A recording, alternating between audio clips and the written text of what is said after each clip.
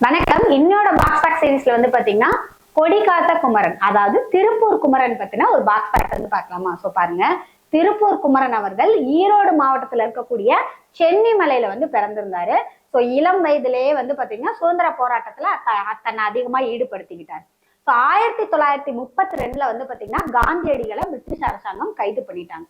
So அவரை release பண்ணணும் அப்படின்னு சொல்லிட்டு நாடு முழுக்க பல இடங்கள்ல போராட்டம் நடந்தது. ஸோ அப்படிப்பட்ட போராட்டத்துல நம்முடைய திருப்பூர் குமரனும் வந்து கலந்துருந்தாங்க. ஸோ அந்த போராட்டத்துல கலந்துகிட்ட எல்லாரு மேலேயும் போலீஸ் வந்து தடையடி நடத்தினாங்க. ஸோ அப்படி திருப்பூர் குமரனே வந்து அடிக்கும் போது அவர் வந்து அந்த அடி தாங்க முடியாம வந்து இறந்து போயிட்டார். அவர் இறக்குற தருவாயில கூட வந்து பாத்தீங்கன்னா கையில வச்சிருந்த தேசிய கொடியை வந்து அவர் கீழே விடவே இல்லை. ஸோ அதனாலதான் அவரை வந்து பாத்தீங்கன்னா கொடி காத்த குமரன் அப்படிங்கிற மாதிரி வந்து சொல்லுவாங்க.